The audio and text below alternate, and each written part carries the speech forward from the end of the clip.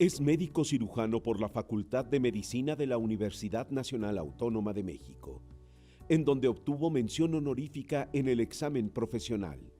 Entre 1976 y 1978 efectuó estudios de posgrado en medicina comunitaria en la Universidad de Birmingham, Inglaterra. Es profesor titular C, definitivo, de tiempo completo con más de 35 años de antigüedad en la Universidad Nacional, en la que se desempeñó como secretario general. A partir de febrero de 2003, fungió como director de la Facultad de Medicina y de 2007 a 2015 fue rector de la UNAM. Es autor y coautor de una producción académica conformada por 114 artículos y capítulos de libros de orden científico y por más de 238 productos de divulgación. Ha participado como ponente en más de 761 foros del país y el extranjero. Desde 1992 forma parte de la Academia Nacional de Medicina y en 2004 ingresó a la Academia Mexicana de Ciencias. En la Administración Pública Federal ha sido secretario general del Instituto Mexicano del Seguro Social y subsecretario de las Secretarías de Gobernación y de Salud, y a partir del 8 de febrero de 2016 fue nombrado secretario de Salud por el presidente constitucional de los Estados Unidos mexicanos, licenciado Enrique Peña Nieto. Ha recibido múltiples distinciones y reconocimientos nacionales e internacionales por su trabajo académico y asistencial, entre ellas la condecoración Eduardo Liceaga del Consejo de Salubridad General, los doctorados honoris causa de las universidades Ricardo Palma de Perú, Juárez Autónoma de Tabasco, del Colegio del Estado de Hidalgo, Autónoma de Sinaloa, de Quintana Roo, Autónoma de Chiapas, de Birmingham, Inglaterra, Autónoma del Estado de México, Autónoma de Aguascalientes, de la Benemérita Universidad Autónoma de Puebla, la Autónoma Benito Juárez de Oaxaca, la Autónoma de Campeche, de La Habana, Autónoma de San Luis Potosí, Michoacana de San Nicolás de Hidalgo, Autónoma del Estado de Morelos, de Salamanca, España, de la Escuela Judicial del Estado de México y de la Autónoma de Nuevo León. Nombramiento como académico correspondiente extranjero por la Real Academia Nacional de Medicina de España. Profesor honorario por la Universidad de Buenos Aires, Argentina, y miembro del Royal College of Physicians de Londres, Inglaterra. Ha sido distinguido con el Galardón de Oro de la Universidad Ramón Llull de Barcelona, España, la condecoración Bernardo O'Higgins del Gobierno de Chile, la encomienda de la Orden de Isabel la Católica, otorgado por el Gobierno de España, la condecoración de la Orden de la Legión de Honor que en grado de oficial le confirió el Gobierno de la República Francesa, presea al mérito ético, otorgado por el Consejo de la Judicatura del Estado de México, y presea Dr. Manuel Rey García, concedida por el Colegio Nacional de Cirujanos Dentistas, Estado de Guerrero, México.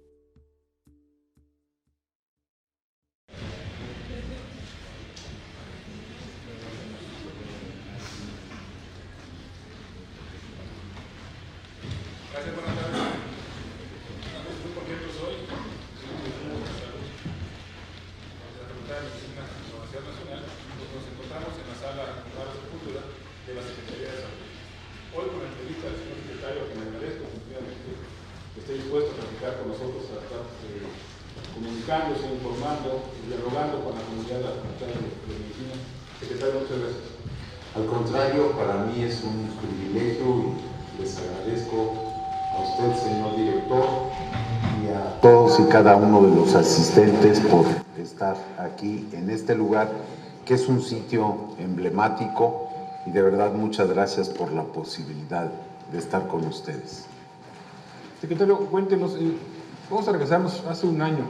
Usted estaba terminando justamente 8 años de exitosa rectoría en la frente de la Universidad Nacional.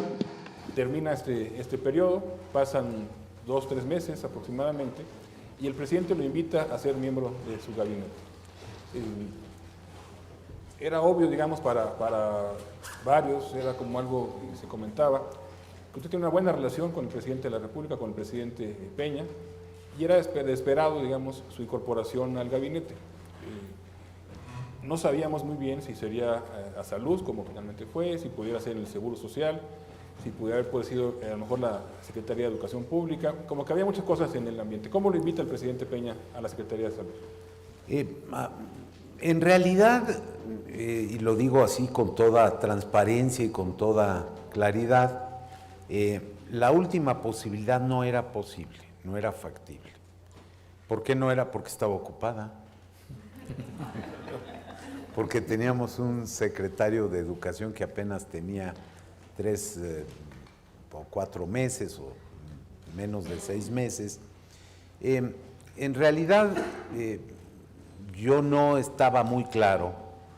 El 17 de noviembre del año pasado teníamos un nuevo rector.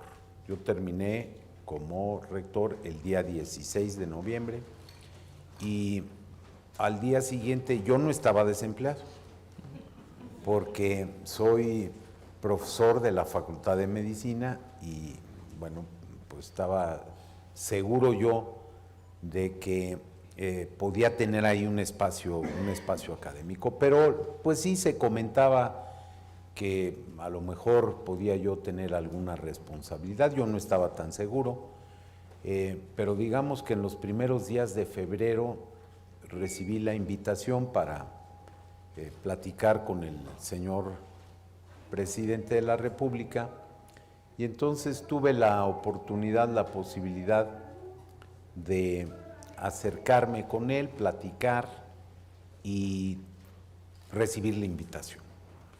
He dicho en otros momentos que tuve la suerte de recibir la invitación para ayudarle, para contribuir con su gobierno en la Secretaría de Salud. ¿Y por qué? Pues por una sencilla razón, porque la verdad es que esta es la tercera oportunidad en la que vengo a la Secretaría de Salud.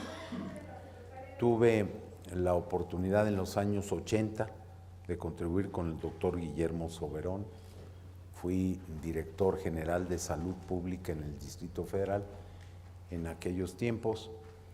Después, en los años 90, colaboré con el doctor Juan Ramón de la Fuente como subsecretario y finalmente recibí esta muy honrosa para mí invitación. Lo pensé como 0.2 de segundo para aceptarla y por supuesto que me dio mucho gusto y desde el 8 de febrero del año en curso estoy aquí al frente de la Secretaría de Salud. Los detalles de la invitación pues ya se me olvidaron, soy un hombre que tiene una memoria corta y no los puedo compartir. Regresa por tercera ocasión, regresa a la Secretaría, como bien nos relata. Sí. En el último periodo fueron 16 años. ¿Cómo encuentra la Secretaría después de 16 años? A ver, en las instituciones uno encuentra siempre cambios, ¿no? Siempre hay cosas que se transforman. Efectivamente, yo me incorporé con el grupo de trabajo, con el equipo de trabajo del doctor Juan Ramón de la Fuente en diciembre de 1999. A él lo designaron en el mes de noviembre como rector y un par de semanas más tarde yo fui a trabajar con él, primero casi de manera informal, porque la universidad estaba en ese momento pasando por un tiempo muy complicado. Estaba cerrada la Universidad Nacional y bueno, pues ciertamente fue muy complicado. Tuve la suerte de acompañarlo después, cuando se reabre la universidad, en algo que se llamó Coordinación para la Reforma Universitaria, y a partir de febrero de 2003, la Junta de Gobierno me designó director de la Facultad de Medicina y estuve en ese maravilloso sitio al que pertenecemos quienes estamos aquí en este auditorio, con nuestro director, por un espacio de cerca de 5 años. Y cuando me designa la Junta de Gobierno como rector, pues cumplo la tarea, tengo la fortuna de ser designado para un segundo periodo, y como siempre digo, y me parece que es muy importante para los universitarios saber que tenemos en las designaciones que hace la Junta de Gobierno fecha de caducidad para estar a tono con el tema médico. Sabemos cuándo empezamos y también sabemos que el periodo máximo que vamos a tener es tal o cual, que en tal fecha vamos a terminar nuestra encomienda. Y la verdad lo digo con mucha responsabilidad, cuando regreso a la Secretaría, pues me encuentro una Secretaría diferente, con cosas realmente extraordinarias, algo que yo he señalado y que lo ejemplifico una vez más, señor director, es que cuando yo salí en diciembre de 1999 de la Secretaría, no teníamos, por ejemplo, un órgano que hoy en día me parece que es fundamental, COFEPRIS, una comisión de orden federal que tiene la responsabilidad de ver el tema de los riesgos sanitarios. No teníamos, había antecedentes, había estructuras que tenían el encargo, la responsabilidad de ver estos temas, pero uno de los grandes cambios, yo no tengo ninguna duda, es la existencia de COFEPRIS. No había, cuando yo salí, un sistema nacional de protección social en salud, el así llamado Seguro Popular, no existía. Entonces uno encuentra cambios muy importantes, pero también encuentra cosas que se mantienen. Y algo de lo que yo puedo decir, creo firmemente en la Secretaría, se puede uno sentir muy orgulloso, es de tener cada vez un sistema de vigilancia epidemiológica mejor. Ha ido cambiando, sí, pero ya lo teníamos y se ha mejorado. Un programa nacional de vacunación que hoy es más fuerte, ya lo teníamos, pero hoy es mejor. Y tener la constante del trabajo y el compromiso de trabajadores de la salud, de cientos de miles de trabajadores de la salud que en el ámbito federal y en el ámbito estatal cumplen todos los días una tarea extraordinaria. Entonces, hay cosas que han cambiado, hay cosas que han mejorado, hay cosas y compromisos que se mantienen y que yo creo que todos los mexicanos nos debiéramos sentir muy orgullosos, y los profesionales de la salud todavía más. En ese sentido, dentro de los grandes logros que se tienen en la Secretaría de Salud, en el sistema de salud en general, es la afiliación de todos los mexicanos a un sistema, ya sea de protección social o de seguridad social. Son 70 millones del Seguro Social, 12, 15 del ISSSTE, 50 del Seguro Popular. Esto nos habla de una cobertura universal. Sin embargo, en los hechos, a veces el acceso a la atención médica, a la prevención, a recibir ese cuidado que se merece, no necesariamente va acompañado de la afiliación.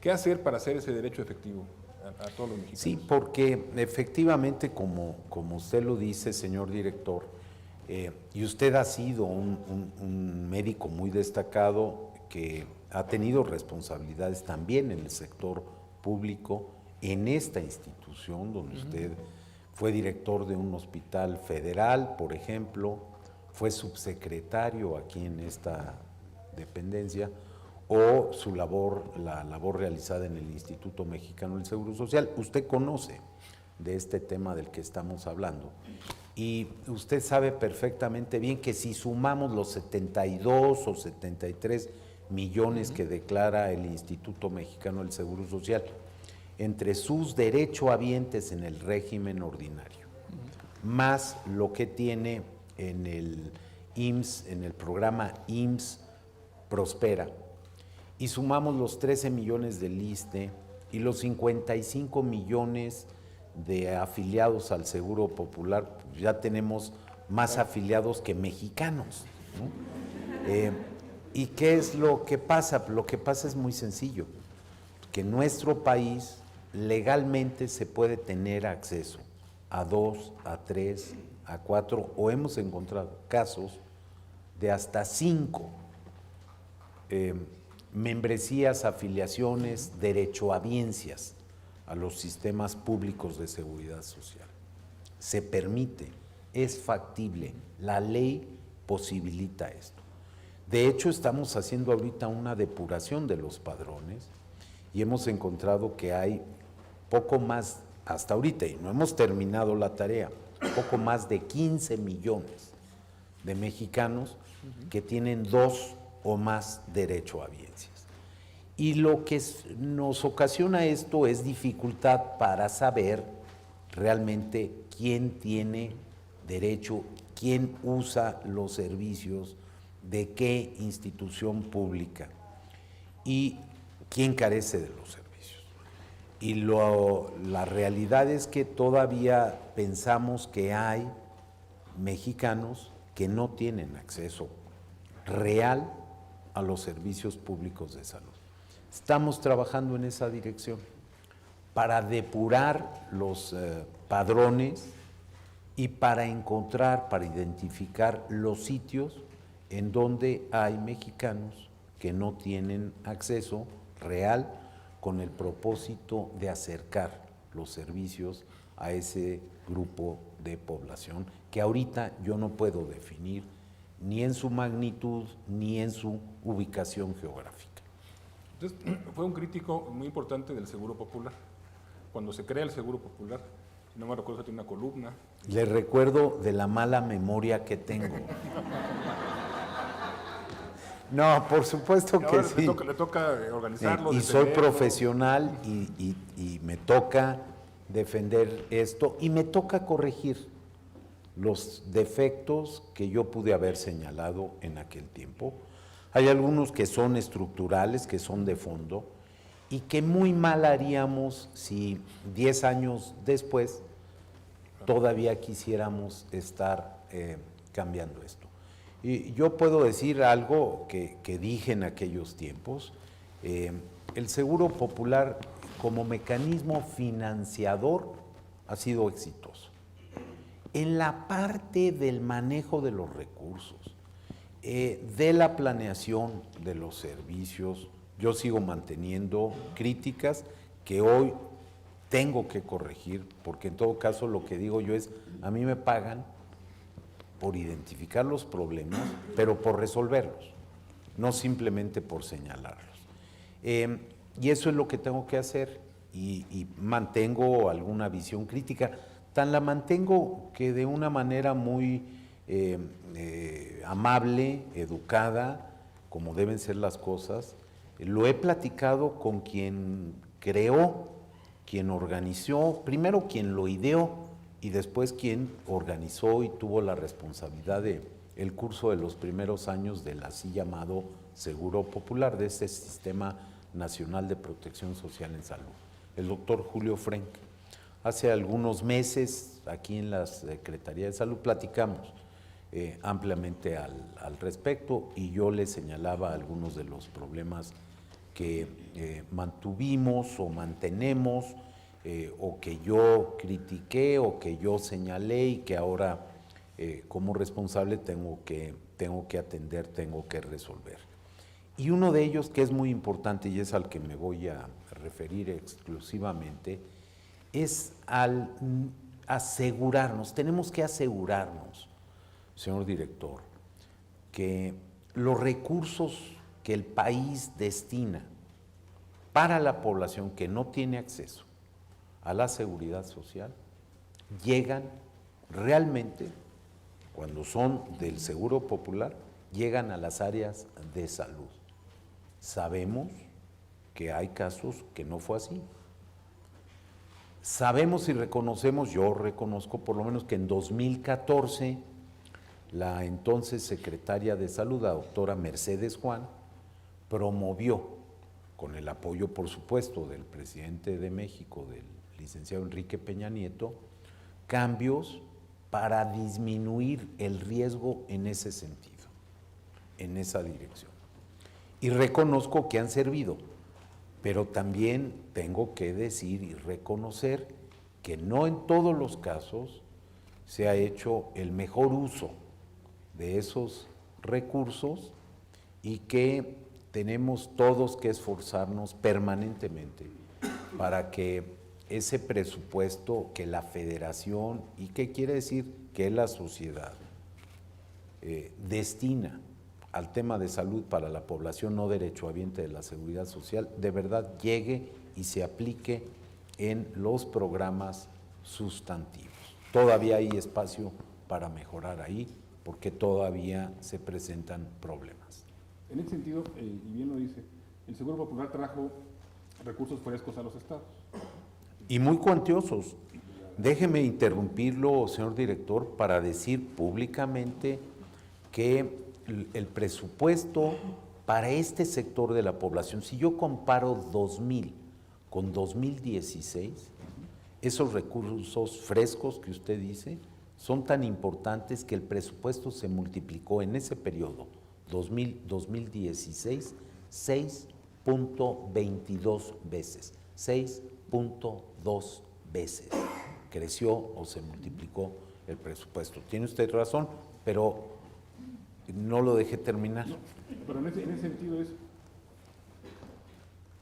y hoy en los medios se reproducen varias cuestiones en ese sentido, de tratar de encontrar o de buscar que ese dinero se destine al propósito para el cual la Cámara de Diputados lo está destinando. ¿No habría que pensar en centralizar nuevamente algunas cuestiones? ¿O usted cree que este federalismo, digamos, de mandar el recurso a la Secretaría de Finanzas de los estados y confiar que de ahí se lo pasen a salud y que el REPS haga su trabajo y que compren las cosas, habrá que poner más candados? ¿Cómo lo solucionamos? A ver, ¿Más yo reglamentos? sí, yo creo en el sistema federal mexicano y yo creo y tengo un pensamiento federalista en esa dirección y por lo tanto creo en la descentralización. Me cuesta mucho trabajo pensar que un país con 122 millones de personas, de habitantes, con 32 entidades federativas, con tareas tan complejas en lo público como pueden ser la salud, la educación, pero también la vivienda, las comunicaciones, la economía. Me cuesta mucho trabajo pensar en un país de 2 millones de kilómetros cuadrados como el nuestro. Me cuesta mucho trabajo pensar que un país tan complejo, heterogéneo, con tantas condiciones de diversidad en todo el terreno, en lo cultural, en lo biológico, en el espacio, etcétera, pueda manejarse centralmente. Yo no creo que sea lo más conveniente.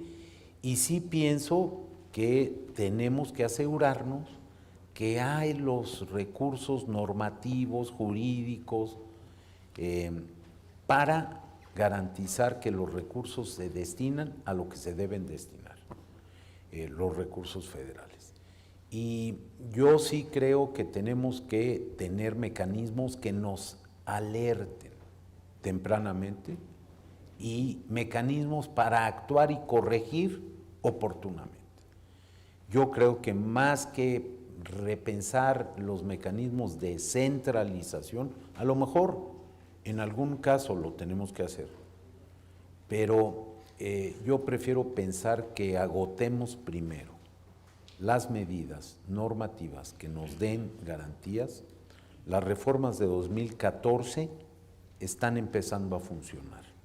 Tal vez no están completas y tal vez lo que hay que hacer es mejorar para tener toda esa posibilidad. Y segundo, lo que necesitamos sin duda alguna son mecanismos de alerta temprana y de acción absolutamente oportuna para castigar las desviaciones que se presenten. Lo que no es posible es que cuando hay desviaciones no pasen cosas, no tenga consecuencias.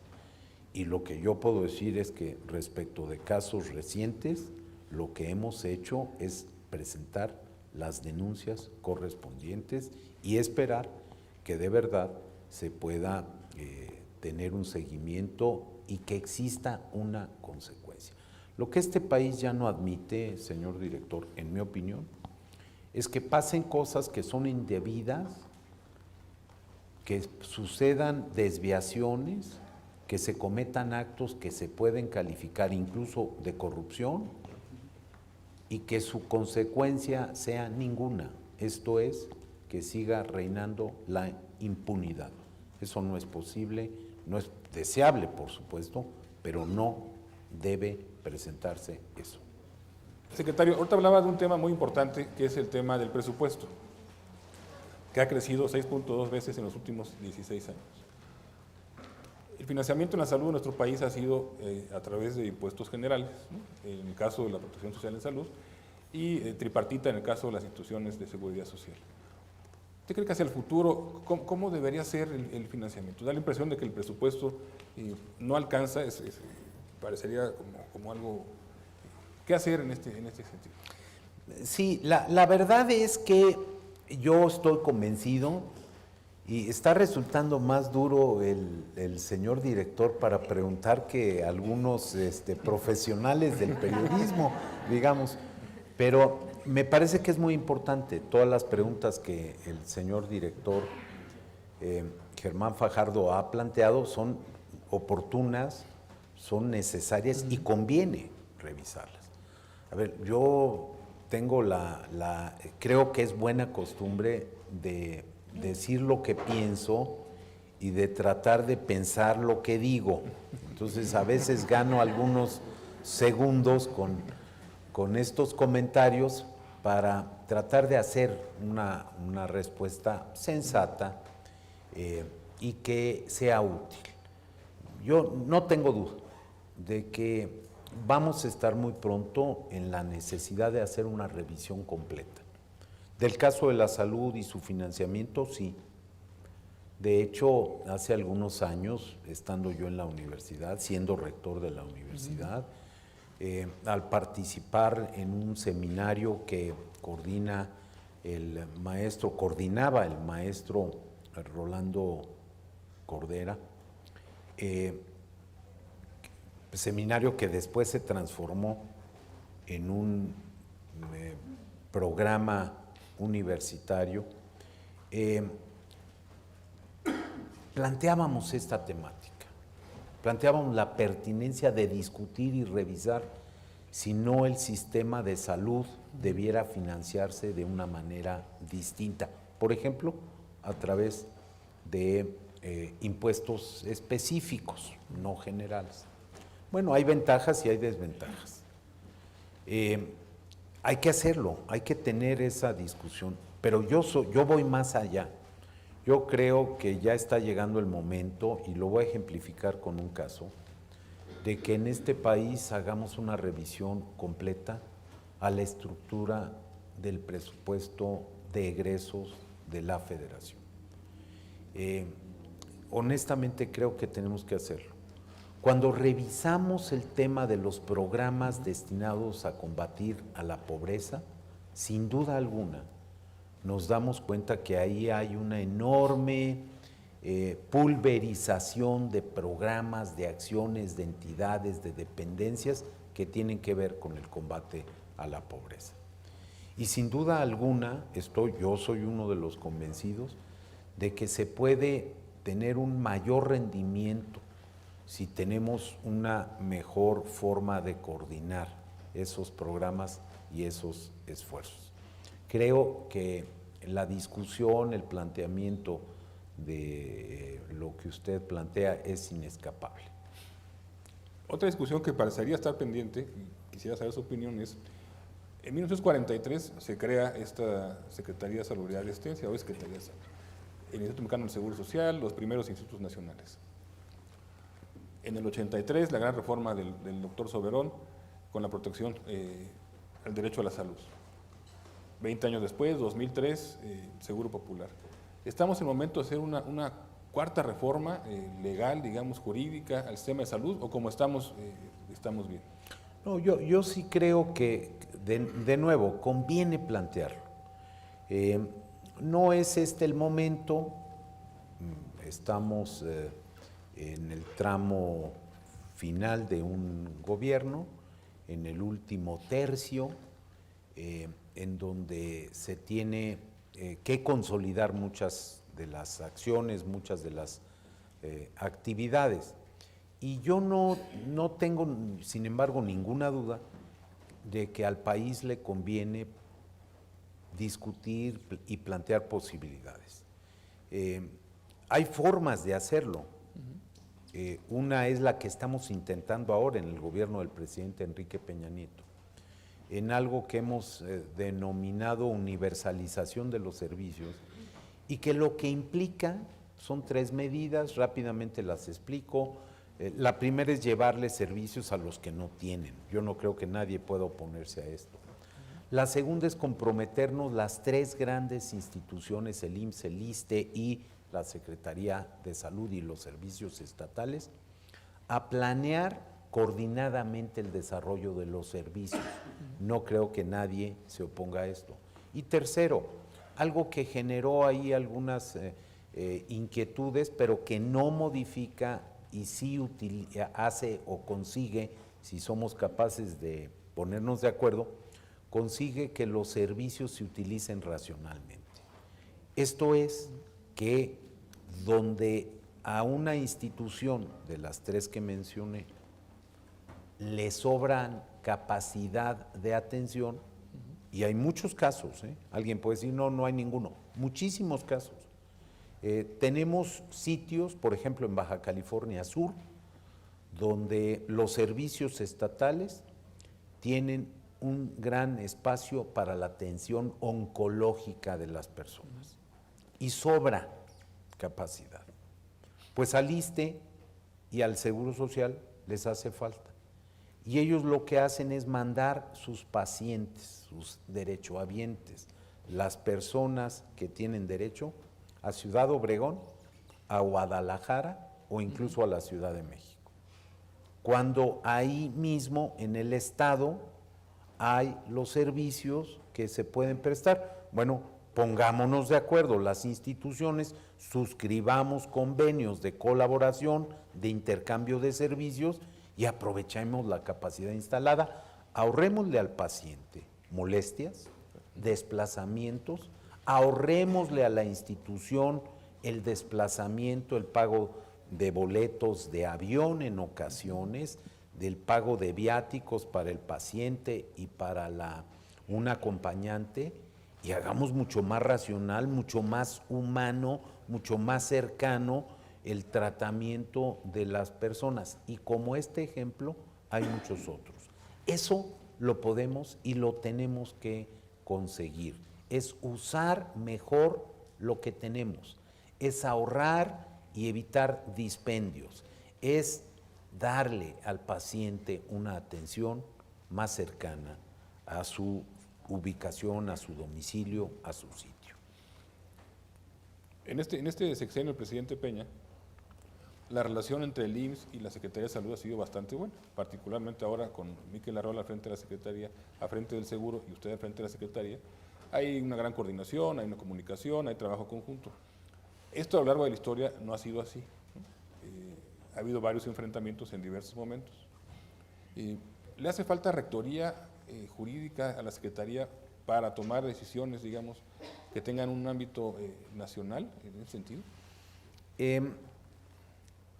No voy a argumentar ahora el tema de la memoria, porque para algunas cosas tengo muy buena memoria.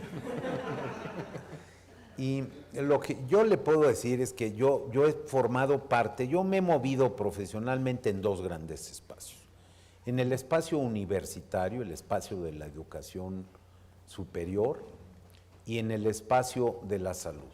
En el espacio de la salud he tenido la suerte, porque para mí lo ha sido, de servirle a las instituciones públicas, lo mismo en la Secretaría de Salud que en el IMSS, lo mismo en el ISSSTE que en los entonces servicios médicos del entonces Departamento del Distrito Federal, los servicios de ahora la Secretaría, la Ciudad de México. Bueno, yo puedo decir, de lo que me consta, que nunca había habido una coordinación tan buena como hoy la tenemos. Yo no sé qué va a pasar mañana, yo no sé qué va a pasar en algunas semanas o meses. Lo que yo puedo garantizar, de verdad, lo digo honestamente, que hoy, hasta el día de hoy, la coordinación entre esta secretaría, el IMSS y el ISSSTE es francamente ejemplar, extraordinaria. Yo no creo que sea un tema de ordenamientos. Yo creo que es un tema de convicción, de voluntad, de disposición para hacer las cosas. Y yo creo que es un tema de estilo. Y cuando hay un interés en convocarse y una convicción de servirle a la población y una instrucción del presidente de la República, porque la indicación que yo recibí del presidente de México el primer día, cuando nos dio posesión, por cierto, al señor director general del IMSS y a un servidor, la instrucción que recibimos fue coordinarse. Y hay un gran personaje de la medicina mexicana, uno de los grandes médicos del siglo XX, que es el director, por cierto, fue director de nuestra facultad, el maestro José Laguna García, que también fue un servidor público aquí en esta secretaría, fue subsecretario y fue secretario del Consejo de Salubridad General, que decía, el problema que tenemos a veces es que los mexicanos tenemos dificultad para entender el sentido del verbo coordinar. Y hay unos que piensan que coordinar es mandar, decía él. Y entonces hay muchos que dicen, yo coordino. Y hay otros que piensan que el sentido es obedecer. Y entonces dicen, a mí nadie me coordina, ¿no? Lo decía como era él, con esa inteligencia tan extraordinaria, lo decía en broma, pero en la realidad es que hay un gran sentido de verdad en esto que decía el maestro Laguna. Y yo soy de los que creen que el verbo coordinar es muy claro. Implica sumar, articular, convocar, atender, entender las diferencias, buscar soluciones conjuntas.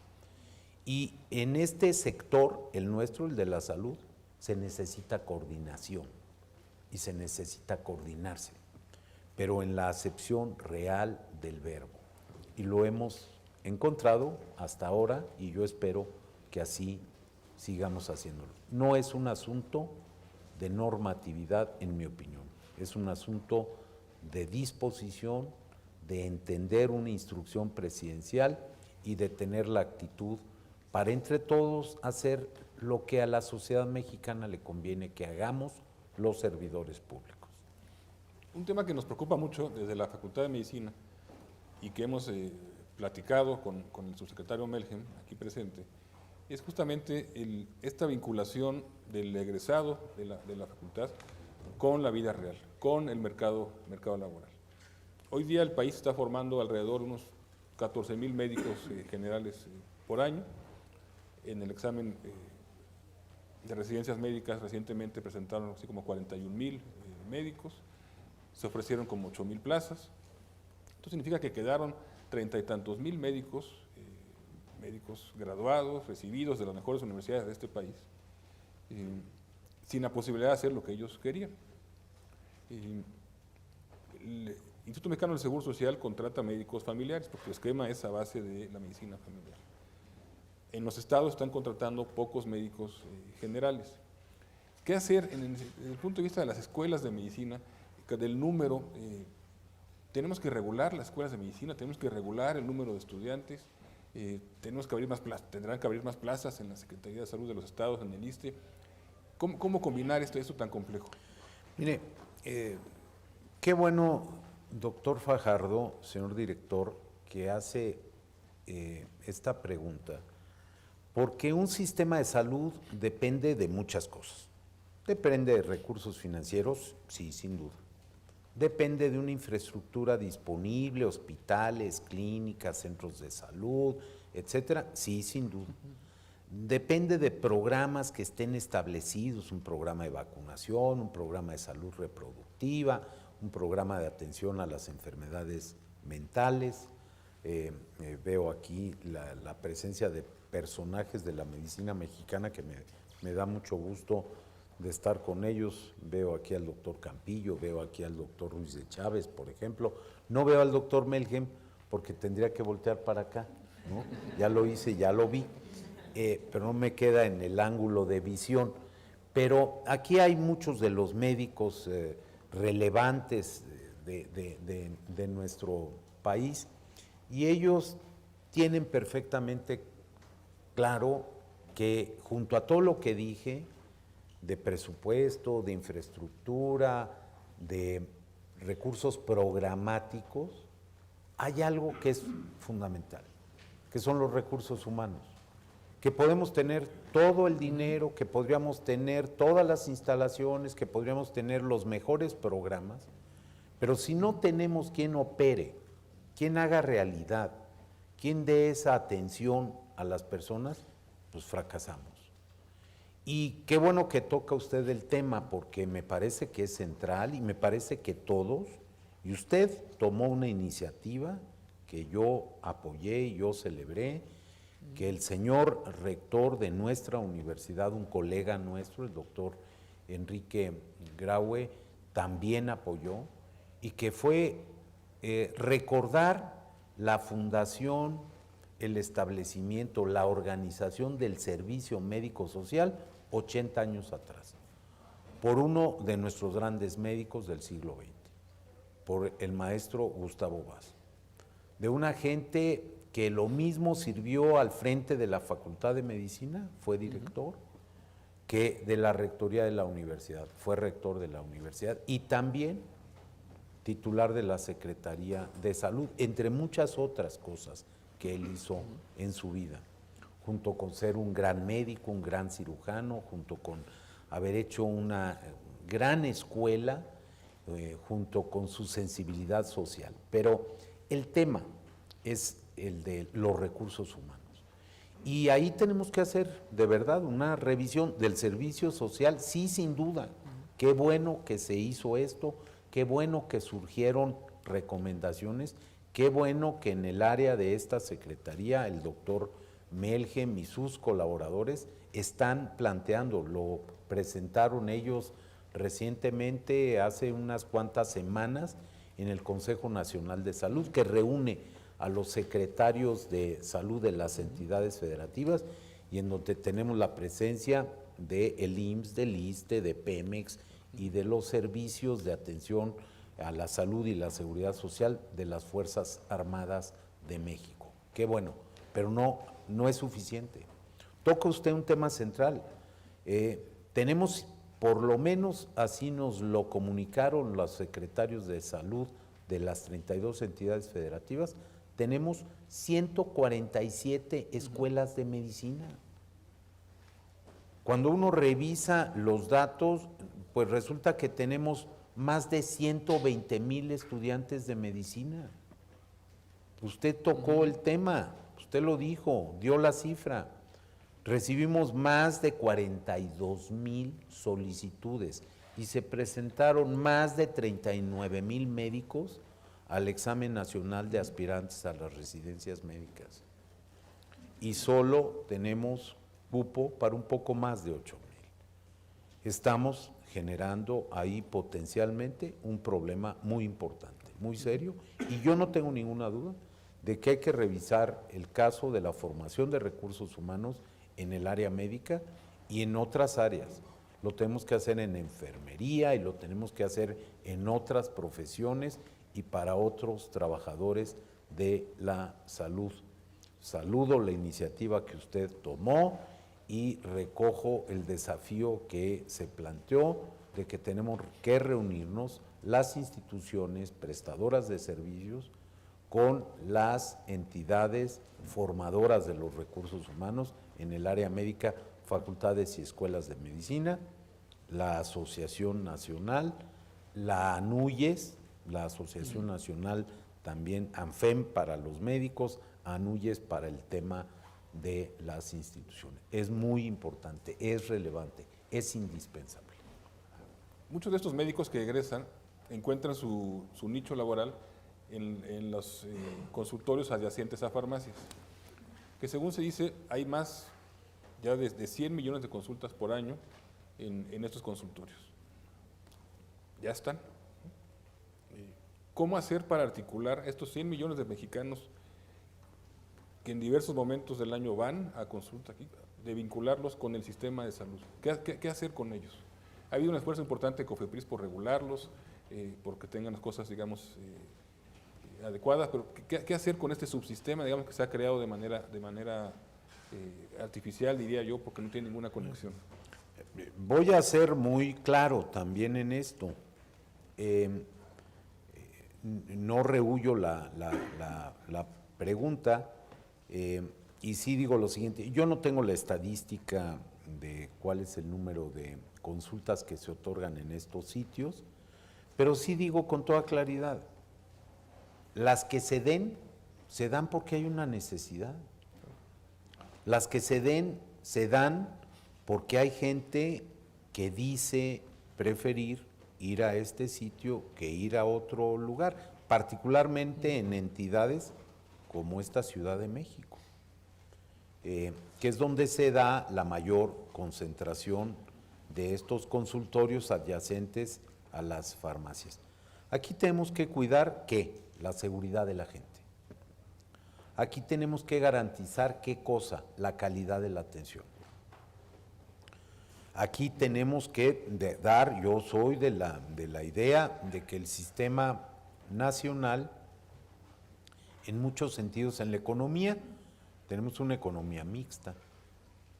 En la salud la tenemos, en educación lo tenemos. Aquí no se trata de encontrar las diferencias y de enfrentar una parte con otra. Aquí, en mi opinión, es que existe lo público, y yo orgullosamente soy un defensor de lo público, y existe lo privado, y hay un espacio para que combinen, pero tienen que coexistir con calidad y garantizando la seguridad de nuestra población. Tenemos que hacer una revisión a fondo de estas cosas. Y lo tenemos que hacer porque, por otro lado, yo quiero compartir con todos ustedes presentes aquí en este espacio y con quienes nos están viendo, yo quiero compartir un dato que a mí me parece realmente relevante. Cada día, cada uno de los 365 días del año, van en promedio 1 millón de mexicanos a las instituciones públicas de salud. 1 millón de mexicanos. A una consulta, a un internamiento, a una cirugía, a atender el nacimiento de un niño, a recibir servicios preventivos, vacunación, a tener orientación dentro de los programas de salud reproductiva y planificación familiar, a recibir un estudio, a hacerse un estudio de laboratorio, de gabinete, de imágenes médicas. 1 millón diario de mexicanos acuden a las instituciones públicas, y eso tenemos que fortalecerlo, y ahí tenemos otra vez también que garantizar la calidad del servicio que merecen los mexicanos. Secretario, usted ha mencionado en los últimos días la emergencia que se encuentra en el país en relación a la obesidad y a la diabetes. ¿Hacia dónde va el programa que usted encabeza? A ver, yo quisiera responder esto con el tema del corto plazo, del mediano y del largo plazo. Y empiezo por lo último. La solución del problema es de largo plazo. Los mexicanos nos metimos en un grave problema. El sobrepeso, la obesidad, la diabetes tienen una base genética. Hay ahí una proclividad, particularmente para el caso de la diabetes. Pero el sobrepeso y la obesidad se consiguen de un día para otro. son el resultado de muchos días de no tener una alimentación pertinente, adecuada, de abusar en alguno de los sentidos, los carbohidratos, las grasas, la combinación, de tener un desequilibrio en nuestra alimentación. La solución a esto, de nuevo, no va a ser de un día para otro, va a llevar mucho tiempo. Y en particular la aparición de problemas como la diabetes ha sido producto de un largo camino. Yo lo ejemplifico de esta manera. En 1980 tuvimos alrededor de 14,800 defunciones por diabetes. 35 años después, en 2015, tuvimos 98,500, redondeo también la cifra. Se multiplicó más de 6 veces esas 14,000 defunciones. Y eso, pues, corregirlo nos va a llevar muchos años, revertir eso muchos años. ¿Qué tenemos que hacer en el corto plazo? Detener el crecimiento de la epidemia. Es una epidemia. ¿Cómo no va a serlo si 7 de cada 10 adultos mexicanos están tocados por el sobrepeso y la obesidad? O si la diabetes se presenta prácticamente ya en el 10% de los adultos mexicanos. Tenemos que detener eso. Y tenemos que detenerlo porque ya 1 de cada 3 niños y jóvenes mexicanos tienen sobrepeso y obesidad. Y tenemos que detener la diabetes porque cada vez la edad de aparición es más temprana. Entonces, en el mediano plazo, o sea, en el largo plazo resolverlo, en el mediano plazo detenerlo y en el cortísimo plazo generar una conciencia y tomar las acciones que nos conduzcan a atender el problema. ¿Cómo? Pues tenemos que hacerlo comunicándole a la gente la gravedad del problema. Por eso se declaró una emergencia epidemiológica. Sé que es poco ortodoxo, sé que es heterodoxo, sé que con frecuencia lo que hacemos es declarar emergencias epidemiológicas para el caso de las enfermedades transmisibles. Es verdad, lo hicimos o se hizo con el Zika, la más reciente. ¿Sí? Llevamos 6,000 casos de Zika en poco más de un año, afortunadamente 0 defunciones. Tenemos una vigilancia sobre más de 3,000 mujeres embarazadas. Hemos atestiguado la resolución del embarazo en cerca de 300 mujeres. Llevamos 0 casos de microcefalia y hemos encontrado 6 casos de Guillain-Barré relacionados con el Zika. Qué bueno que hicimos la emergencia, la declaratoria de emergencia, pero yo como secretario de Salud no puedo quedarme cruzado de brazos cuando estamos hablando de las cifras de las que hablamos. ¿Cómo me voy a quedar sin hacer nada cuando, y escúchese bien la cifra, en lo que llevamos de este siglo, de 2000 a 2015, han muerto en este país más de 1,100,000 personas por diabetes? Más de 1,100,000 personas fallecidas por diabetes entre 2000 y 2015. Pues no puede uno quedarse tan tranquilo. El otro día recordaba una frase que leí en un libro de Leonardo Padura, que se llama Herejes, el libro, y que dice, lo digo no textualmente, lo cito libremente, pero dice él, uno de sus personajes en el libro, pocas cosas tan malas como acostumbrarse a lo horrible. Y a mí me da la impresión de que los médicos y la sociedad ya nos habíamos acostumbrado a esto. Pues no, hay que desacostumbrarnos y la mejor manera, a mí me enseñaron, casi en mi primera clase de medicina en la facultad de la que usted es director, en nuestra facultad, me enseñaron que el primer paso para resolver un problema de un paciente es diagnosticarlo.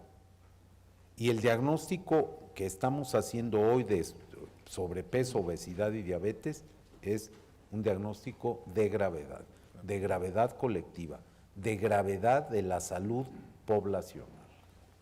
Secretario, dos preguntas para terminar y darle la palabra a algunos de los compañeros que nos acompañan el día de hoy. Un tema que le ha preocupado mucho y nos preocupa a todos, y en la Facultad de Medicina lo ha tomado la doctora Guevara con mucho ímpetu, no solo desde el punto de vista de investigación, sino de acción también, es el tema de embarazo en adolescentes, que es un gran problema en el país. ¿Qué está haciendo la Secretaría en este respecto, secretario? A ver, qué bueno, le agradezco mucho la pregunta, señor director, y agradezco la presencia de Rosalinda Guevara, que fue una gran colaboradora de un servidor cuando yo estuve al frente de la dirección de la Facultad de Medicina, y que ha sido una personalidad que ha visto ya a lo largo de algunos años, no voy a decir cuántos, pero algunos años, el paso y la evolución de la facultad. Ella siempre será joven, entonces por eso no se revela cuántos años, se pinta las canas para parecer mayor de lo que es, pero ella ha constatado el paso y la evolución de la Facultad de Medicina y ha visto pasar directores y más directores y le ha ayudado a muchos de ellos, no solo a los últimos 3, le ha ayudado a muchos directores que hemos tenido la suerte, la fortuna de poder tener ese trabajo que usted desempeña y desempeña muy bien. Qué bueno que toca ese tema, qué bueno que es Rosalinda Guevara la que está ahí ayudando, y qué bueno porque tenemos que hacer algo. Yo ayer decía, estamos en las efemérides de la salud, estamos llenos de días de, el día de lucha contra el tabaco, el día mundial del SIDA, el día del prematuro que fue ayer, el día de la diabetes, el día del tal, el mes del cáncer de la mama, tal, y todos son problemas relevantes, y por eso se ve al secretario, se tiene que ver al secretario encabezando esas acciones, porque no hay un día mundial, no hay un día nacional o no hay un día internacional que no sea relevante. Todos los problemas son relevantes. Y hay un tema ahí muy, muy fuerte con el embarazo de las adolescentes. Y aquí yo parto de dos cosas, señor director. Primero, de los números. Uno de cada 5 embarazos, uno de cada 5 nacimientos es en mujeres que tienen 19 años o menos. Es muy alto. Es muy alto. Y es muy injusto, porque no todos son embarazos planeados. No todos son embarazos deseados.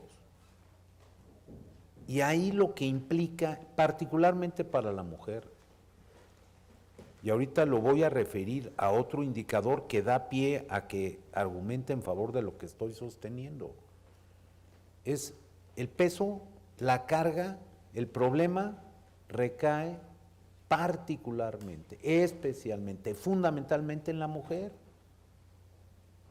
Y de pronto yo escucho que se dice, es que la mujer se embaraza. No, la embarazan, o por lo menos se requiere del concurso del varón y de la mujer. Y en ocasiones, muchas, pues no hay esa planificación, no hay ese deseo, no hay esa convicción. Y sí tenemos como sociedad otra vez que entrarle a un problema muy, muy importante. Estamos señalando que se trata de cientos de miles de embarazos y de nacimientos que se registran en mujeres de 19 años o menos. La cifra más reciente del INEGI para 2015 nos habla de más de 404,000, un poquito más de 404,000 nacimientos en mujeres de 19 años y menos. Y dentro de ese problema y ese drama hay otro que es muy, muy fuerte. Es el drama del embarazo en niñas. El drama del embarazo en niñas de 14, 13, 12, 11, 10 años. En 2014 tuvimos un poco más de 11,000 embarazos en niñas. En 2015, a partir de que, y yo quiero decirlo, en enero de 2015, el presidente de México lanzó una cruzada y presentó un programa de lucha para resolver el problema del embarazo en adolescentes y con un componente del embarazo en niñas. Bueno, parecería por los datos dados a conocer recientemente por INEGI que hay un pequeño descenso si compara uno 2015 los datos con 2014. En el caso del embarazo en niñas, 803 menos. Son pocos, sí, son pocos. ¿Sí? Es apenas el 7%. Pero es para abajo. Y ojalá eso se repita en 2016. No lo sabemos, no tenemos los datos. Pero uno esperaría que eso sucediera. Porque tener 30 nacimientos diarios en niñas es una vergüenza para un país como el nuestro. Tenemos que resolver esto y tenemos que hacerlo desde las estructuras gubernamentales, informando, educando y poniendo a la disposición de la población servicios de salud, por ejemplo, para adolescentes. Servicios de salud reproductiva y planificación familiar, como los que se ofrecen en las instituciones del sector. Pero el problema, y también hay que decirlo, el problema no es del gobierno nada más. Y yo digo y lo aseguro, desde el gobierno se están haciendo las acciones necesarias, pero el problema tiene que ver también con la familia. Y es ahí como el problema de la obesidad y de la diabetes, que si no somos capaces de movilizar a la sociedad, si no somos capaces de comprometer a las familias y al conjunto de la sociedad, no vamos a ser realmente eficientes. Aquí hay un problema que empieza en casa y es un problema muy serio, y déjenme recordar el dato del que quiero colgarme. 1 de cada 4 hogares tienen como jefe de familia a una jefa de familia, a una mujer. Y en muchos de esos casos se trata de madres solteras, se trata de mujeres que tienen que hacer frente a una situación, y se trata de casos que derivan de embarazos en adolescentes y en niñas. Secretario, una última pregunta de mi parte. Trasladémonos a dentro de 2 años. Ya habrá presidente electo. Estarán unos días de terminar la administración del presidente Peña. ¿Cómo le gustaría que se recordara al secretario Narro? A ver, no sé, pero ¿qué así de bote pronto, qué me gustaría? No sé si que me recordaran, ¿qué me gustaría haber dejado como legado? A ver, a mí sí me gustaría, haber sumado al gran legado que muchos colegas que han estado aquí en esta Secretaría, al frente de la Secretaría de Salud, lo hicieron. A unos cuantos metros, seguramente cuando quienes nos hacen el favor de acompañar, y yo celebro que estén aquí junto a los grandes médicos y junto a los grandes profesores que están presentes aquí, junto a colaboradores del señor director Fajardo estén también estudiantes de medicina. Qué bueno que están aquí y ojalá ellos tengan y merezcan que usted les dé la oportunidad de preguntar algo y que no los sancionen si preguntan algo complicado. Pero aquí está la galería de retratos de quienes han estado al frente de la Secretaría de Salud. Aquí van a identificar ustedes a médicos notabilísimos, a grandes médicos. Ahí está Gustavo Vaz. O ahí está la única mujer que ha sido secretaria de Salud, Mercedes Juan. Pero ahí están algunos de quienes fueron directores de la Facultad de Medicina.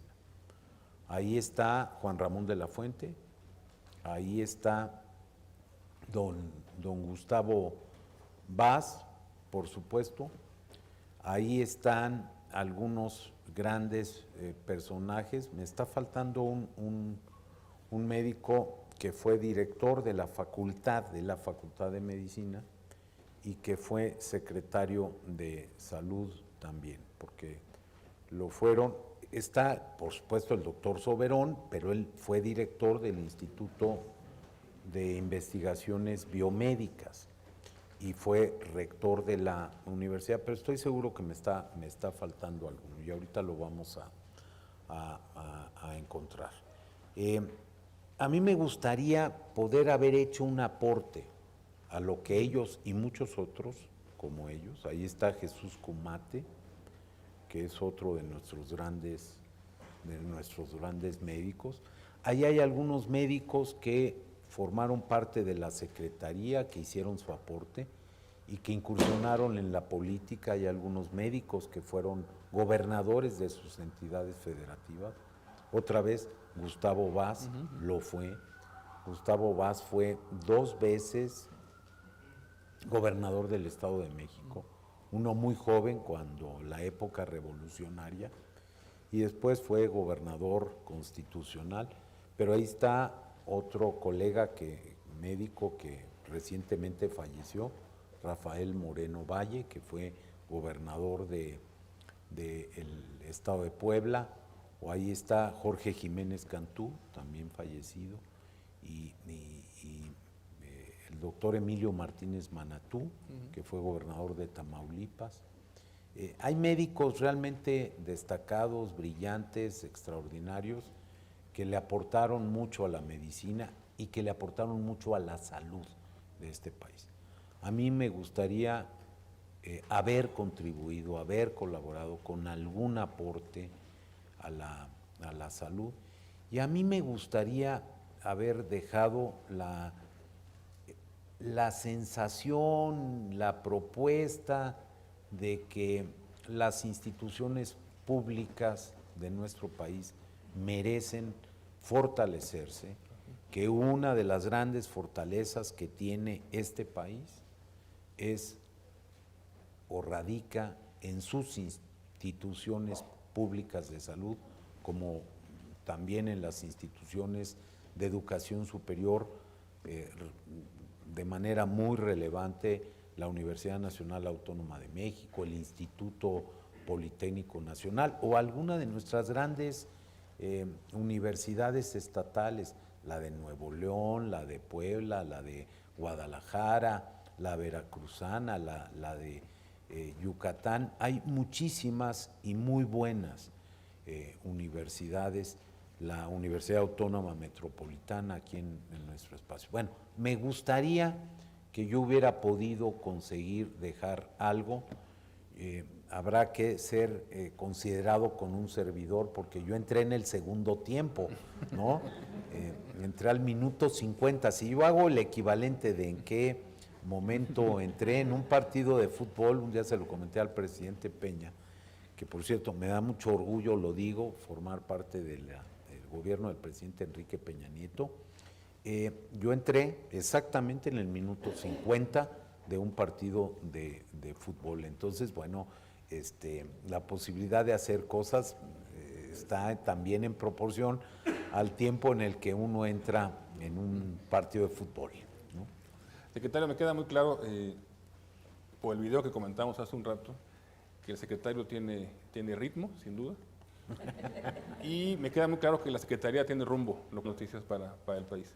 Muchas gracias por esta entrevista. Si usted me lo permite, daremos pie a un par de preguntas. Encantado de la vida, que pregunten los que quieran preguntar y yo respondo. Y que pregunten lo que quieran, que yo voy a responder también lo que yo quiera. Adelante, por favor.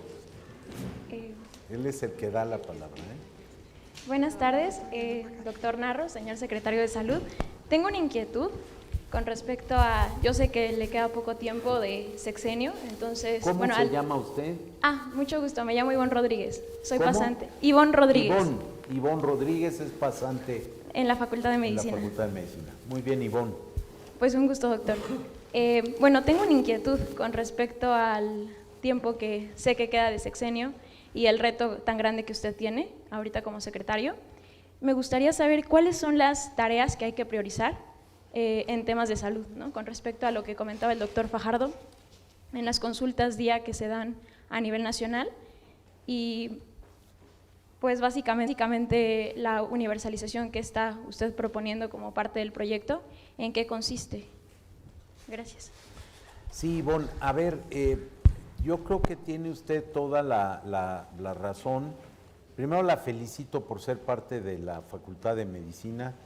Yo les puedo asegurar, junto al sesgo que tengo, pero de manera clara les digo, forman parte ustedes de la mejor facultad, de la mejor escuela de medicina de nuestro país. Y forman parte además de una de las comunidades estudiantiles mejor preparadas y más inteligentes. No les estoy haciendo la barba. Es verdad, se los puedo demostrar con datos. Ingresar a la Facultad de Medicina de la UNAM se consigue por dos vías. Por la vía del pase reglamentado, y ustedes lo saben, seguro aquí hay. ¿Usted dónde hizo la preparatoria, Ivonne? En la UNAM, en la preparatoria número 1. En la Prepa 1, en Xochimilco. Bueno, y usted debe haber cumplido esa condición. Nadie que tiene menos de 9 de promedio puede ingresar a la Facultad de Medicina de la UNAM. Nadie que hubiera cursado su bachillerato en un plantel de la UNAM puede ingresar a medicina si no hizo su bachillerato en 3 años y nunca presentó un examen extraordinario. Entonces, pues la verdad son afortunadas y afortunados, casi hay puras damas, hay algunos varones allá educadamente de pie, porque le dejaron su lugar a las damas, a las colegas médicas, pero es una gran facultad, felicidades, qué bueno, me da mucho gusto.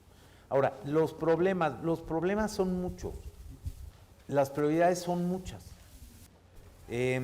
Está esta prioridad, digamos, del tipo de problemas como la diabetes, sin duda alguna, pero ¿es la única? No puede ser la única.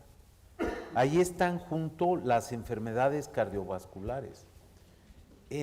Sumadas las 3 grandes capítulos de las enfermedades cardiovasculares, el infarto, la enfermedad hipertensiva y las otras enfermedades cardiovasculares, en 2015 fueron la causa de esas 3 de cerca de 128,000 fallecimientos.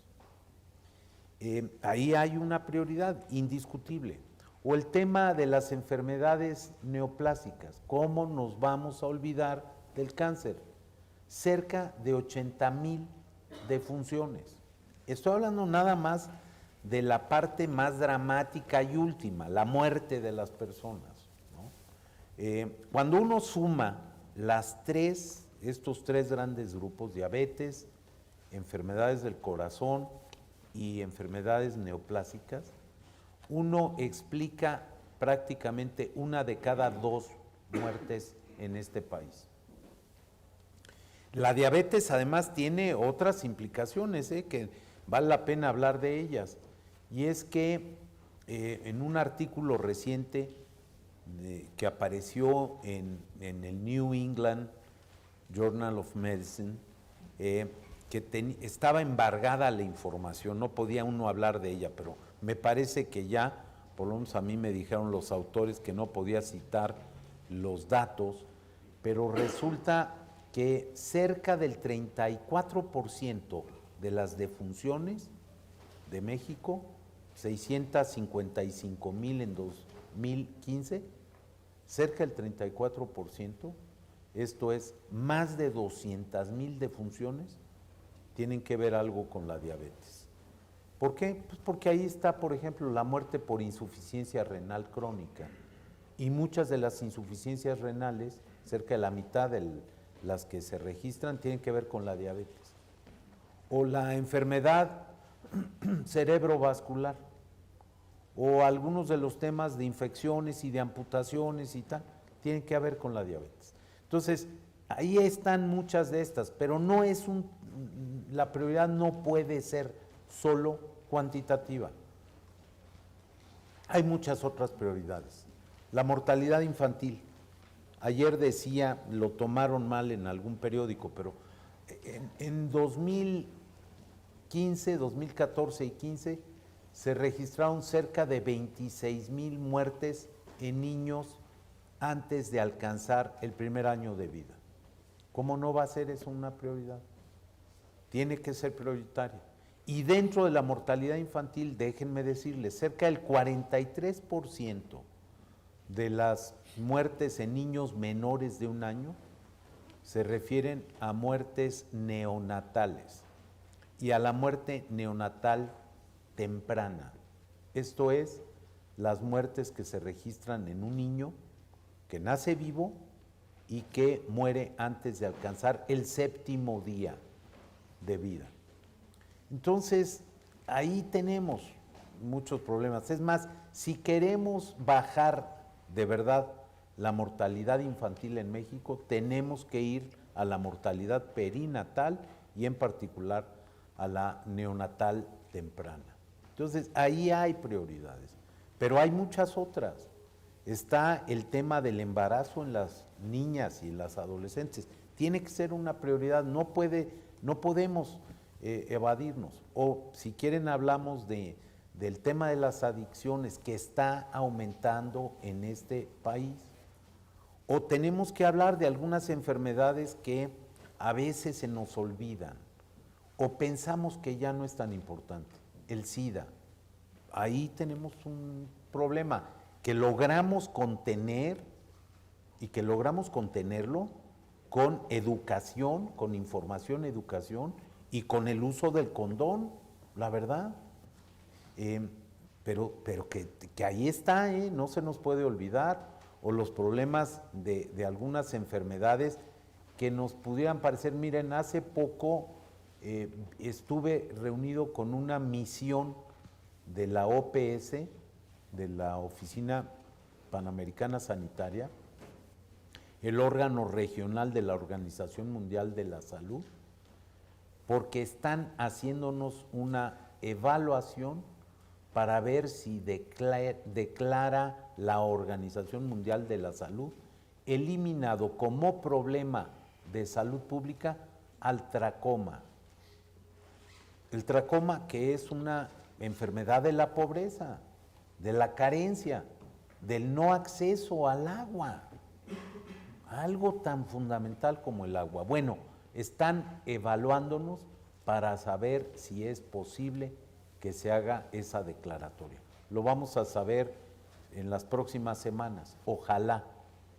Pero ahí hay otras patologías que a veces se nos olvidan, la lepra o el propio paludismo, que tenemos que avanzar, o las emergentes, el Zika, el chikungunya, el dengue, o algunas que se nos pueden reactivar, cólera, por ejemplo, que tuvimos en la última década del siglo XX, tuvimos cólera en este país, cólera en nuestra región, en las Américas.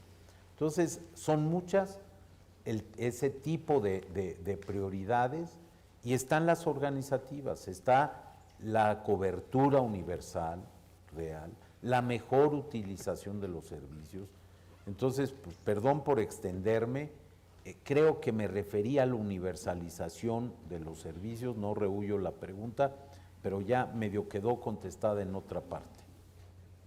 Gracias, secretario. Jaime, Jimmy. James. Gracias, muy buen día, secretario. Bueno, mi nombre es Jaime Reba, soy de la Facultad de Medicina y aprovecharé esa invitación a hacer cualquier pregunta para hacer una pregunta que creo que ha sido frecuente en muchos de los que seguramente están viendo o verán esta entrevista, y tiene que ver con el tema de las guardias y del bullying en el internado y en las residencias médicas. Pero me gustaría hacer la pregunta no solamente desde el enfoque normativo, porque desde el enfoque normativo ya hay normas para esto. De hecho, una de ellas, la de las residencias médicas, está firmada por el doctor Fajardo. Entonces sabemos que este tema de las guardias ha sido frecuente. ¿Por qué? Porque en distintas sedes seguimos teniendo el problema de que se hagan más continuas de lo que deberían de ser, ¿no? Con menos espaciamiento. Hay médicos que hacen guardias AB, incluso hay sedes en donde los guardan por semanas. En este tema, ¿qué opina usted? No solamente le digo de la acción normativa, sino que se tiene que hacer desde la Secretaría de Salud hacia las sedes hospitalarias, donde muchas veces se percibe o se comprueba que no se está aplicando pues una supervisión para que esta situación no se dé. ¿Cuál sería la opinión del secretario de Salud al respecto? Gracias.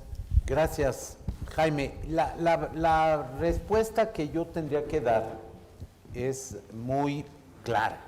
Bueno, la respuesta que le doy es muy clara. O sea, si hacemos normas, tenemos que cumplirlas. Si no, ¿para qué las hacemos? ¿Para qué hacemos leyes que no se cumplen? Pues es medio absurdo. Yo entiendo que cuando uno habla de la Constitución, pues ahí hay todavía algunos asuntos que son una aspiración.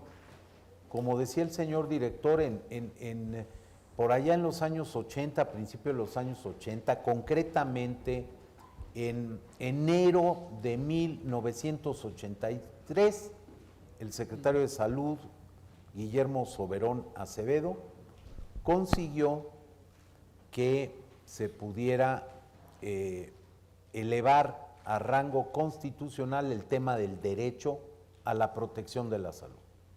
Y yo creo que fue muy bueno, pero preocupa que muchos años después, 33, casi 34 años más tarde, para muchos mexicanos ese derecho todavía sea una aspiración, no una realidad completa.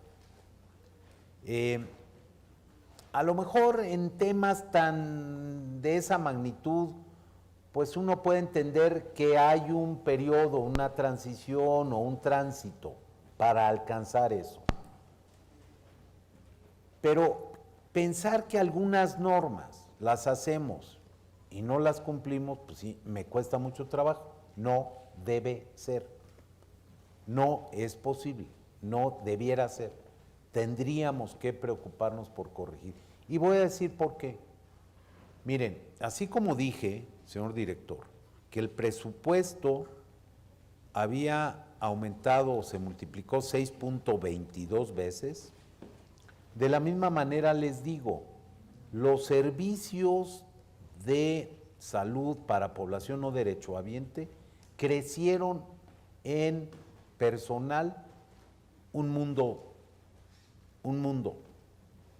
más que duplicarse. Allá en los años 90 teníamos cerca de 170,000 trabajadores de la salud en el sistema para la población no derechohabiente.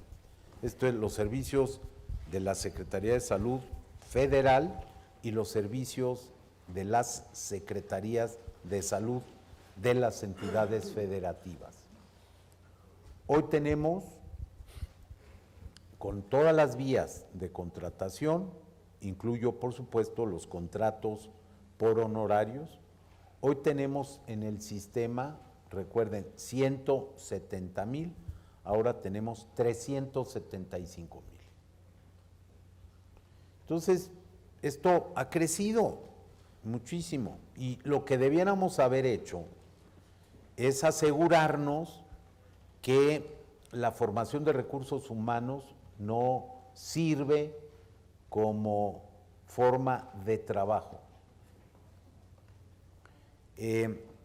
Hasta ahí voy a decir eso.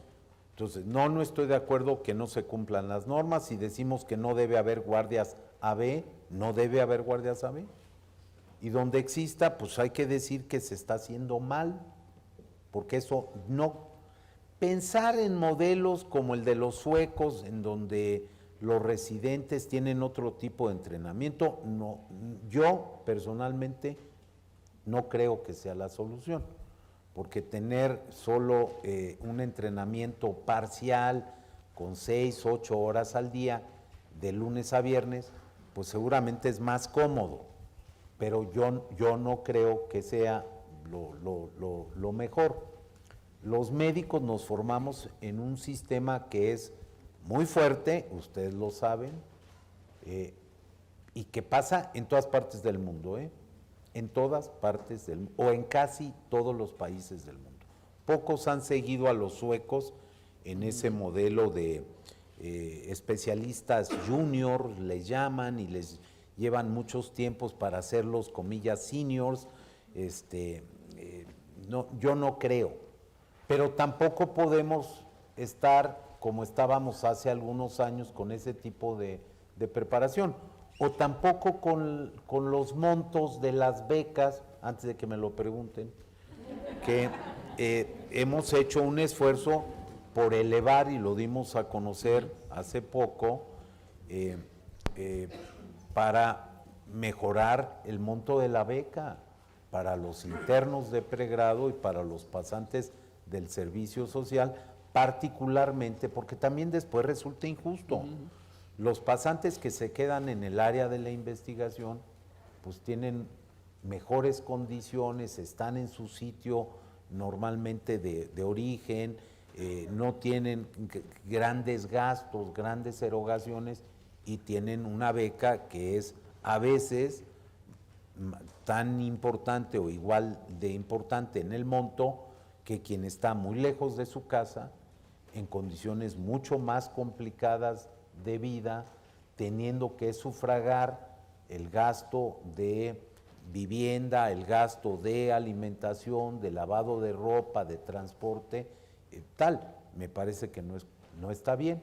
Y entonces lo que hemos hecho es incrementar el monto de las becas para los internos de pregrado y para los pasantes de medicina en algunas de las otras categorías, no en el caso, por supuesto, de la investigación. Ahí la tentación es no dar ninguna beca, vamos a dar algunas becas. Gracias, secretario. Hemos tomado más del tiempo que habíamos pues pactado. Si quiere una última y voltea ahora para acá, para el lado... La doctora Flisser había levantado la mano. Bueno, primero Dos, para dos damas.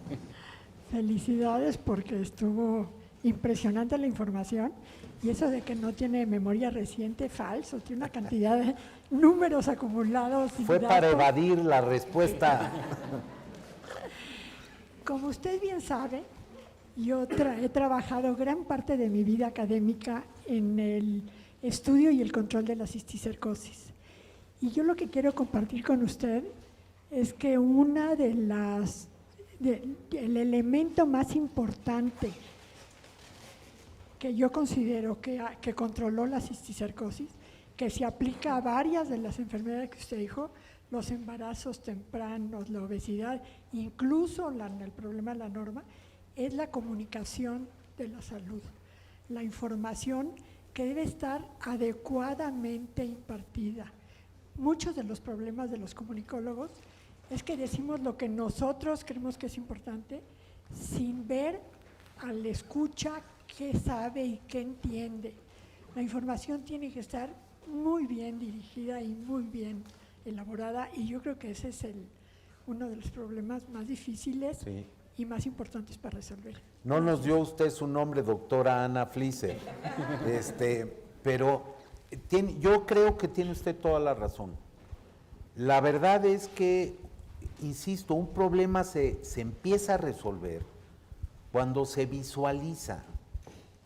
Si no se visualiza, si no hacemos visible la existencia de algo, no lo vamos a ver, no lo vamos a entender y no lo vamos a resolver. A lo mejor se resuelve solito, esos no son problemas. Los asuntos que se resuelven solos no son problemas, son simplemente situaciones que hay que esperar. Pero los problemas hay que visualizarlos, hay que darles visibilidad. Si no se les da, no se resuelven. Y yo creo que tiene usted toda la razón. Después de visualizarlos, de darnos cuenta que ahí están, que eso requiere comunicación. En efecto, yo he descubierto para mí algunas cosas que son muy impresionantes, que comentaba con el señor director antes de llegar aquí a este salón, y que tiene que ver, por ejemplo, con el asunto y el tema de la comunicación, esto que toca usted, y el tema de la forma de transmitir los mensajes, y el tema de la magia de las redes sociales, de las nuevas formas de comunicación, de lo que los jóvenes utilizan todo el tiempo, y que resulta que de pronto, pues si un secretario de salud baila, que por cierto, a mí me gusta bailar, si les dicen que me han visto bailando, sí, la verdad, pues yo soy muy feliz bailando, pues lo lamento, y si me invitan a una fiesta y hay forma de bailar, voy a bailar. Y tengo permiso de la única persona que yo necesito permiso para hacerlo, mi esposa, ¿no? A ella no le gusta bailar, pero hemos hecho un compromiso que, como a mí sí me gusta, ella cada vez que voy a una fiesta lleva una carta que dice que estoy autorizado para bailar, ¿no? Y ya, nada más para bailar, nada más, eso sí. Pero la forma de comunicar las cosas es muy importante. Y es verdad, no, y también lo digo como un sentido de autocrítica de nuestra profesión, de nuestro gremio. No somos buenos para comunicar las cosas. A veces incluso en lo más importante, que es la relación médico-paciente, no somos tan buenos. Yo sí les digo a ustedes, jóvenes estudiantes de medicina, que se esmeren en tener una buena comunicación con sus pacientes. Aquí hay personajes del mundo de estas relaciones, de la personalidad, etcétera. Aquí están, decía yo, Campillo, ahí está el doctor Heinz, Gerardo, que saben perfectamente el valor terapéutico que tiene la relación médico-paciente. Hay un valor terapéutico en esto, y no es siglo XVIII, y no. En el siglo XXI, la relación que se pueda tener, y tenemos científicas sociales que están aquí, que saben mucho más que yo de todas estas cosas. Entonces, ¿no es verdad, Liz? Que esto actúa, que esto funciona, que sí sirve. Y gracias, Carolina, por haberme hecho el favor de ayudar tantos años y estar aquí el día de hoy también con nosotros, y gracias a todas y todos por haber venido. Pero sin duda, Ana, has tocado uno de los temas centrales, y para resolver los problemas, cualquiera de los que dijimos prácticamente, el uso correcto de los servicios, que no hacemos en el país el uso mejor de los servicios, se necesita comunicación. Necesitamos avanzar mucho, información, comunicación, educación, esenciales para conseguir algo que, yo insisto, movilizar a la sociedad. Si no somos capaces de llegar y de movilizar la actitud, el estilo de vida de la gente para transformarlo. Si no somos capaces de convocarlos para, como dice la definición de salud pública, tener una participación organizada de la comunidad, no vamos a resolver muchos de esos problemas. Tienes toda la razón, Rosalinda, y nos vamos. Bueno, ya, mi nombre es Rosalinda Guevara. El micrófono, por favor. Gracias. Mi nombre es Rosalinda Guevara. Se ha discutido mucho la situación de salud del país y México tiene problemas de país en desarrollo y países desarrollados. Entonces nos vemos en un ambiente de salud diverso y pleno. Nuestros planes de estudio, todos están encaminados a una medicina curativa. No hemos podido hasta la fecha que nuestros planes de estudio tengan esa orientación. Se intentó en este plan de estudios 2010 justamente que nuestros planes fuesen más dirigidos a una medicina preventiva, pero creo que estamos todavía muy lejos de lograrlo. Todos los planes de estudio de las 137 facultades que usted mencionó, 147 tienen, seguramente, no lo sé, pero seguramente tienen ese mismo tipo de planes de estudios. Con el intento del plan A36 que iba con esa orientación, sin embargo, algo pasó en el tiempo y no lo hemos logrado. ¿Qué sugeriría usted que deberíamos hacer y de dónde debería partir de las instituciones en colaboración con los institutos de salud de girar esos planes de estudio de tal manera que en los próximos años nuestra medicina fuese preventiva? Sí, bueno, otra vez yo creo que en lugar de haberme dejado hablar y hablar y hablar, lo que deberíamos haber hecho es dialogar, dialogar y dialogar, porque ahí salen, no que las preguntas que formuló el director fueron malas, fueron buenísimas, la verdad, buenísimas, pero se nos quedan muchas cosas en el tintero, y esta es una que resulta ser, en mi opinión, fundamental. Y yo no sé, yo no tengo la respuesta, querida Rosalinda, no la tengo, la verdad. Sí tengo mi opinión y la voy a dar con toda franqueza, porque tiene que ver con algo que yo les decía a los jóvenes, y es que yo no sé si un día lo vamos a poder conseguir, porque la verdad, a ver, revisemos el caso de Inglaterra, o revisemos el caso de Francia o de España, o revisemos el caso de Canadá, o el de Australia, o el de Estados Unidos, o el de Japón, o China, o en África, o en el Medio Oriente, y yo no sé, vaya, sí sé que no se ha conseguido. Y la pregunta que nos tenemos que hacer es ¿por qué? ¿Por qué no se ha conseguido? Y la respuesta que yo tengo es que uno, el profesional, nosotros, los médicos, a lo mejor no somos el profesional para hacer eso. A lo mejor no queremos hacerlo eso. Yo pocas veces veo tan contento a un estudiante de medicina o a un residente, un estudiante de medicina del último año, o cuando ve el caso más raro. Es cuando se ponen más felices los colegas.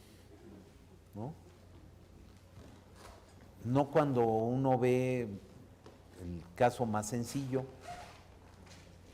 o cuando uno previene una enfermedad aplicando una vacuna. Este país, fíjense, en este gobierno, el del presidente Peña,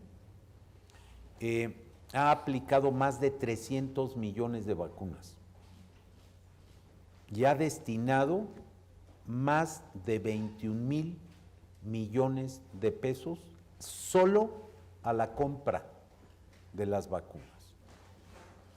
Y si alguien me hace el favor fuera de cámara de hacer el cálculo, esta división, ahorita se me acaba de ocurrir, de dividir 21,000 millones de pesos, 21,000 millones, entre 300 millones de vacunas aplicadas.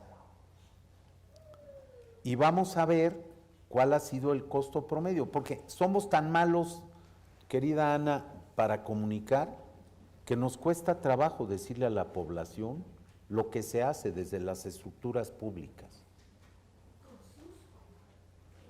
Con sus palabras y con los datos que les resulten convincentes.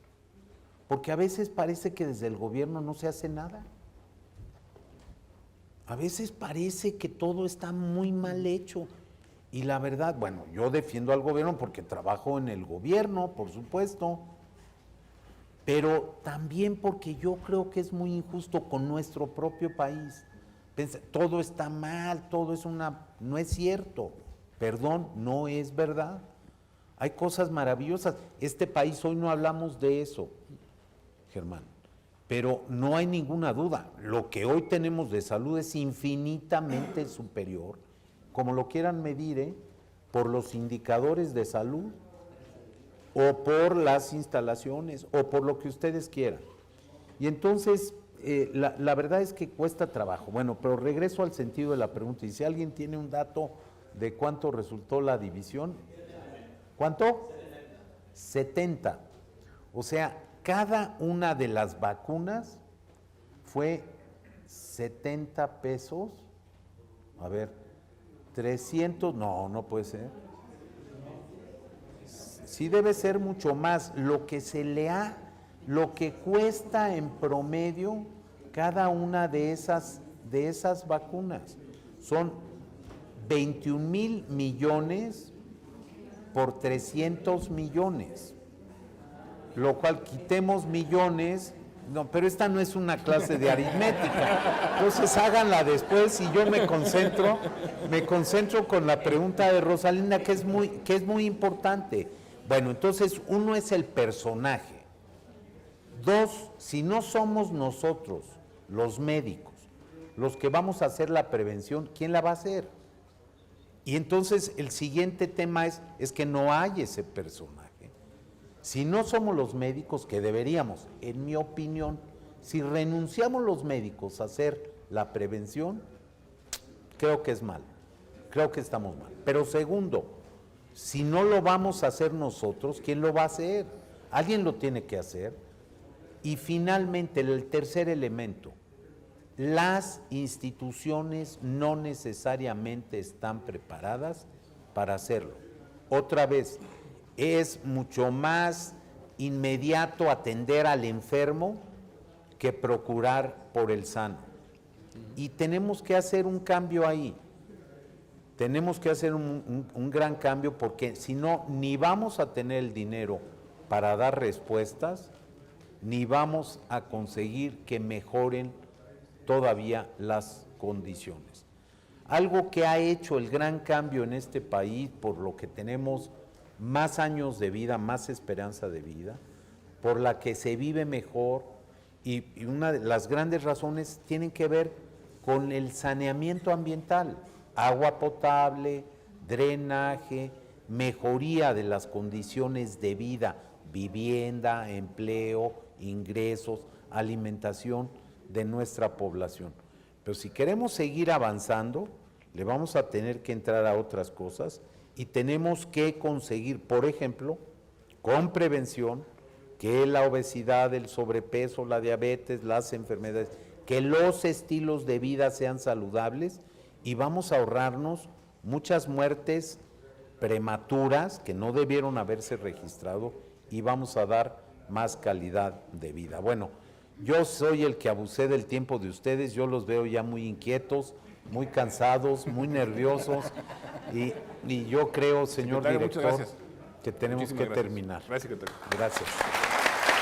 No, a ustedes.